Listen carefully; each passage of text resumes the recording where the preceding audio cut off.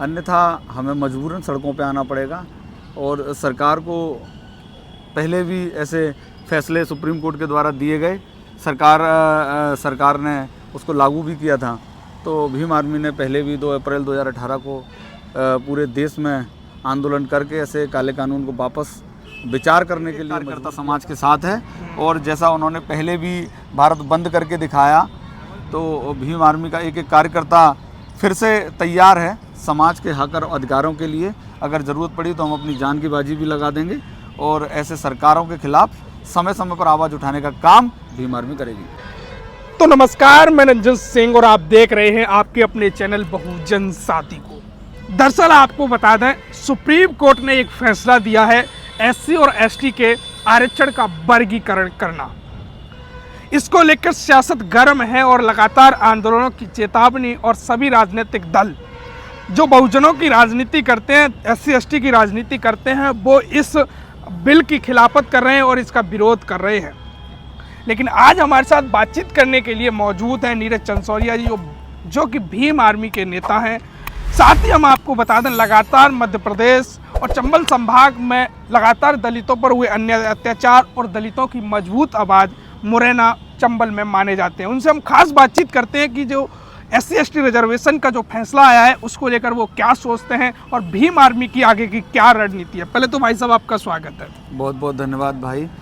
क्या लगता है जो एससी एसटी आरक्षण का जो फैसला आया है सुप्रीम कोर्ट का, किस प्रकार से देखती है भीम आर्मी इसे?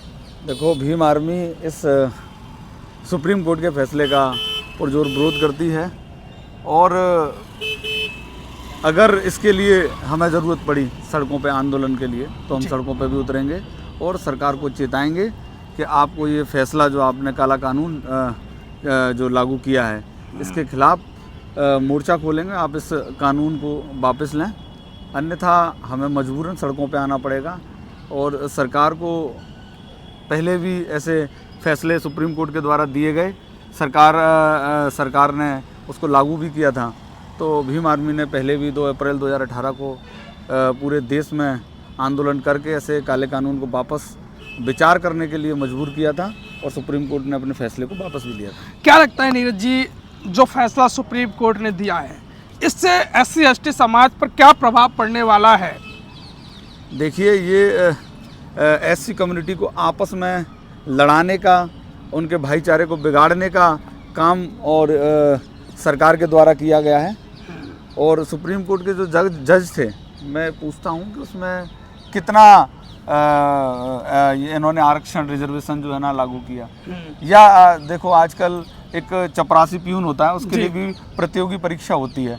तो ये जो ऐसे जज हैं जो बैठे हुए हैं, इनके लिए कौन सी परीक्षा हुई और ये कौन सा एग्ज़ाम क्वालिफाइड करके आए? तो भीम आर्मी के प्रमुख और भीम आर्मी के नेता भी यही सवाल उठा रहे हैं कि जो सुप्रीम कोर्ट और हाई कोर्टों में जो जज बैठे हैं, क्या उनकी कोई परीक्षा होती है या फिर वो पीढ़ी दर पीढ़ी जज बनते जाते हैं? इस बात का लेकर भीम आर्मी के नेता और भीम आर्मी प्रमुख और नए नवेले सांसद चंद्रशेखर आज़ाद भी आवाज़ उठा रहे हैं। लेकिन अब आपको बताएं तो जो फैसला आया है उससे क्या लगता है आपको कि दलितों में फूट डालने की साजिश है, क्या आरक्षण को खत्म करने की साजिश है? ये जो है ना, हिटलर शाही सरकार के द्वारा जो पहले अंग्रेजों के द्वारा अपनाई गई थी नीति, फूट डालो शासन करो की, तो उन्होंने उस विचार को पुनः, उस विचारधारा को पुनः जहर घोलने का, एससी कम्युनिटी के अंदर जो भाईचारा है उसको बिगाड़ने के लिए ये उन्होंने पूरी प्लानिंग के तहत ये रणनीति बनाकर उन्होंने प्लान जो है ना अपना लागू किया है। जो चंद्रशेखर आज़ाद जी ने आज कही है कि मैं आज संसद में जाकर जो एससी एसटी के सांसद हैं और जो भाईचारा को मानते हैं उन सांसदों से बात करूंगा और इसको लेकर नया अध्यादेश या सुप्रीम कोर्ट में रिव्यू पिटीशन डालने की बात होगी, उसको कराने का भी काम करूंगा। इस पर क्या कहना चाहोगे? देखो, वो हमारे आदर्श, हमारे नेता हैं आदरणीय चंद्रशेखर आज़ाद जी का जो भी फैसला आएगा उसको हम पूरे मध्य प्रदेश में और पूरे देश में भीम आर्मी के कार्यकर्ता फॉलो करने का काम करेंगे।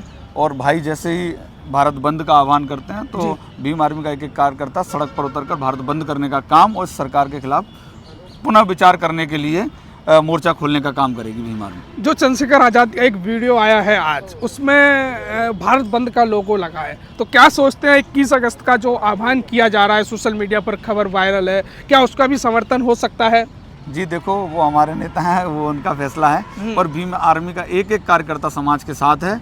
और जैसा उन्होंने पहले भी भारत बंद करके दिखाया, तो भीम आर्मी का एक एक कार्यकर्ता फिर से तैयार है समाज के हक और अधिकारों के लिए। अगर ज़रूरत पड़ी तो हम अपनी जान की बाजी भी लगा देंगे, और ऐसे सरकारों के खिलाफ समय समय पर आवाज़ उठाने का काम भीम आर्मी करेगी। अभी हाल ही में 2024 के चुनाव हुए, उस चुनाव में राहुल गांधी से लेकर अखिलेश यादव बाबा साहब की फोटो लेकर, तस्वीर लेकर समाज में गए और कहा कि संविधान को बचाना है, हमें वोट दीजिए। अब ये आरक्षण का मुद्दा आया है, तो वो क्यों नहीं बोल रहे हैं, इसको लेकर क्यों डर रहे हैं वो? एक्चुअली में इनका जवाब तो आपको राहुल गांधी और अखिलेश जी से पूछना चाहिए। आपको क्या लगता है वैसे? ये तो एक जुमला था उनका। अगर वो लोग शुरू से ही, आप समझ सकते हैं, सिर्फ वोट के लिए चुनावी टाइम पे आते हैं, SC/ST कम्युनिटी के वोट को लेने के लिए, बाबा साहब अम्बेडकर के फ्रेम को लेकर के हम बाबा साहब की विचारधारा को, संविधान बचाने के लिए आए हैं, और संविधान बचाने के लिए आप लोग हमें वोट दो। और ऐसा पहले भी इन कम्युनिटियों को बरगलाने का काम और इनके वोट को हथियाने का काम ऐसी सरकारों ने किया है। आप देख सकते हैं आज पूरे देश के जितने भी बहुजन विचारक नेता हैं, अम्बेडकराइज नेता हैं, वो सब इस फैसले के खिलाफ आवाज़ उठाने का काम कर रहे हैं। पर अखिलेश और राहुल गांधी मुंह छुपाए हुए कहीं बैठे हैं, वो सामने नहीं आ रहे हैं। अभी हाल ही में BSP सुप्रीमो बहन मायावती ने एक प्रेस कॉन्फ्रेंस की। उन्होंने कहा कि देश में आपातकाल जैसी स्थिति है, और जो SC/ST रिजर्वेशन का जो फैसला आया है, उससे SC/ST समाज के बच्चों के भविष्य की बात है। सभी लोग राजनीति से ऊपर उठकर इस मुद्दे को उठाएं और इस मुद्दे को अपने बच्चों के भविष्य जानकर काम करने का काम करें। इस पर लेकर क्या सोचते हैं आप? बिल्कुल, बहन जी का स्टेटमेंट था, बिल्कुल सही था। ये हमारे बच्चों के आने वाले भविष्य को तय करेगा, और ऐसे कानून जो है ना, वो एक कम्युनिटी में दुश्मनी पैदा करने का काम भी करते हैं। आज आप देख सकते हैं कि जगह जगह कुछ लोग समर्थन में आ रहे हैं, कुछ लोग विरोध कर रहे हैं, जबकि इस पूरे समुदाय को एकजुट होकर, इस टाइम पर एकजुट होकर ऐसे कानून का विरोध करना चाहिए, जिससे हमारे आने वाली जनरेशन है, उनके भविष्य के लिए कुछ बेहतर हो सकेगा। तो जो आंदोलन की रूपरेखा है, वो किस प्रकार से देखी जा रही है? आप भी एक सामाजिक कार्यकर्ता हैं, लगातार समाज से जुड़े हुए भी हैं, तो किस प्रकार से देख रहे हैं? क्या 2 अप्रैल 2018 को हुआ उस प्रकार का, लेकिन उसमें बड़े केस हुए युवाओं के ऊपर, युवाओं पर केस कैसे बचाओगे? हम लोग बाबा साहब अम्बेडकर को मानने वाले लोग हैं। आप देख सकते हैं भीम आर्मी ने पूरे देश के अंदर हर मुद्दे पर बड़े बड़े आंदोलन किए हैं। आपने 12 फरवरी का मध्य प्रदेश का भोपाल का आंदोलन भी देखा, आरक्षण के समर्थन में जो वहाँ भीम आर्मी ने आंदोलन किया, बिल्कुल शांतिपूर्ण तरीके से। ऐसे ही पूरे देश में सभाएं करके और आंदोलन करके शांतिपूर्ण तरीके से हम लोग सरकार को ज्ञापन देने का काम करेंगे, और समाज के लिए और अधिकारों के लिए भीम आर्मी का एक एक कार्यकर्ता बिल्कुल पुरजोर तरीके से तैयार है और हमेशा तैयार रहेगा। जो बंद की बातें हो रही हैं, उनको लेकर क्या सोचते हैं? क्या बंद में आप भी शामिल होंगे?